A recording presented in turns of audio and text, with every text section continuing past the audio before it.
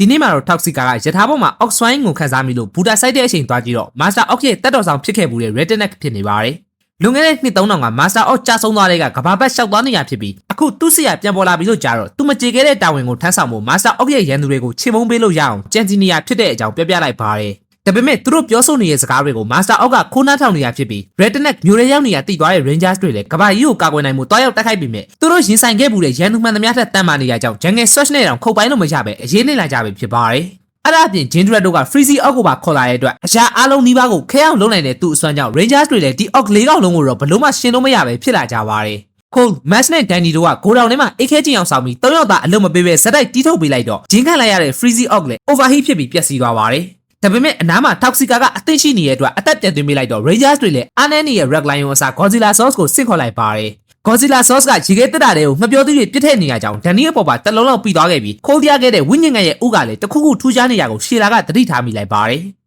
Rangers တွေက Conqueror အဖြစ်ပေါင်းဆက်တိုက်ခိုက်ကြပြီမဲ့လေးလံမာကျော်တဲ့ Godzilla ရဲ့တထုကိုတွေက Freezy Ox ရဲ့အသိခံအိတ်ခဲမှုမှာအလုပ်ဖြစ်သွားခဲ့ပြီး White Sauce တွေအားလုံးကခဲတောင့်သွားတဲ့အပြင် Crystal တွေကပါအိတ်ခဲမှုကြောင့်သုံးလို့မရတော့ပဲဖြစ်သွားကြပါတယ်။အဲဒါကြောင့်ပဲ Raw Phone တွေကပါအလုံးမလုံးတော့တဲ့အတွက်လက်ကြီးတက်တက်ရင်ဆိုင်မှုဆုံးဖြတ်လိုက်ကြပြီမဲ့တာမန်လူသားခန္ဓာကိုယ်နဲ့တော့မကောင်းဆိုးအားတွေကိုရှင်းတိုင်းလို့မရကြပဲအိတ်ခဲနေရဲ့ White Sauce Crystal တွေအကုန်လုံးကိုပါ Toxica တို့ကရသွားကြပါတယ်။အဲ့လိုမျောလင်းချက်ပျောက်ဆုံးနေတဲ့အချိန်ဆူရှာတဲ့အတန်တစ်ခုထွက်ပေါ်လာပြီး Sobas ရဲ့ဥကနေထွက်နေရဲ့အဲ့အတန်ကို Ox တွေမခံနိုင်ကြပဲ White Sauce တွေကပါတက်တာသွားတာကြောင့် Crystal တွေကသူတို့နဲ့တက်ဆိုင်တဲ့သူတွေစီကိုအလိုလျောက်ပြက်လက်ရောက်လာကြပါတယ်။ Sobas ရဲ့အစွမ်းက White Sauce နဲ့တက်ဆိုင်တဲ့အရာအလုံးကိုကုသပေးနိုင်တာဖြစ်လို့ Morpha တွေကလည်းပြန်ကောင်းသွားတာကြောင့် Rangers အသွင်ပြောင်းပြီးအားနည်းနေတဲ့ရန်သူ Ox တွေကိုပဲနေနေပြန်တီးကြပါတယ်။ Master Ox ရဲ့ personal bodyguard Redneck ကိုပါ Red Ranger ကတယောက်တည်းအထိနာအောင်လုပ်နိုင်လိုက်တဲ့အတွက် Redneck လည်းသူ့ကိုယ်သူအေယာမအရွယ်စားတီကိုယ်တိုင်ပြောင်းလဲလိုက်ပြီးပတ်ဝန်းကျင်ကရှိသမျှအရာအလုံးကိုဖျက်ဆီးပစ်နေရကြောင်း Jindred တို့ကပါအစ်စ်ပါသွားခဲ့ပါတယ်။ White Force Ranger တွေက Conqueror နဲ့တိုက်ခိုက်ကြပြီမဲ့လေ Master Ox ရဲ့ bodyguard ယာတူဖြစ်တဲ့ Redneck ကိုတော့မရှင်းနိုင်ကြပဲတိုင်ပတ်နေအောင် Sobas ရဲ့ဥကကူညီတိုက်ခိုက်ပေးလိုက်ပါတယ်။ဥကနေချက်ချင်းအကောင်မောက်ဖြစ်သွားတဲ့ကြောင့် Rangers တွေလည်း Sobas အပေါ်ခုန်တက်လိုက်ကြပြီး White Sauce တွေနဲ့ပေါင်းဆက်တဲ့ Soul Drive ဖြစ်အသုံးပြုလို့ရသွားကြပါတယ်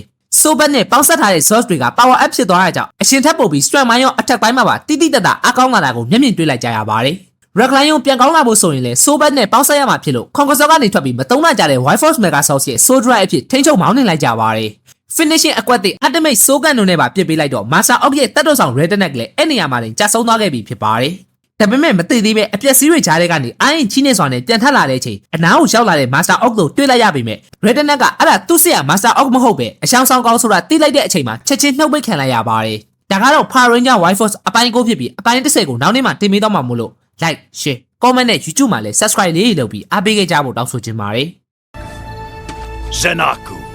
Brother က Facebook ကပဲဖြစ်ဖြစ် YouTube ကပဲဖြစ်ဖြစ်ဒီဗီဒီယိုကြည့်နေရဆိုရင်ကျွန်တော်အတွက်အနည်းဆုံးတော့ like တစ်ချက်နဲ့ comment တစ်ခုခုအဆင်ပြေရလေးမှန်းငယ်ပေးဖို့တောင်းဆိုချင်ပါတယ်။သဘောကျရင်တော့ share လေးနဲ့ပါကူညီသွားလို့ရပါတယ်။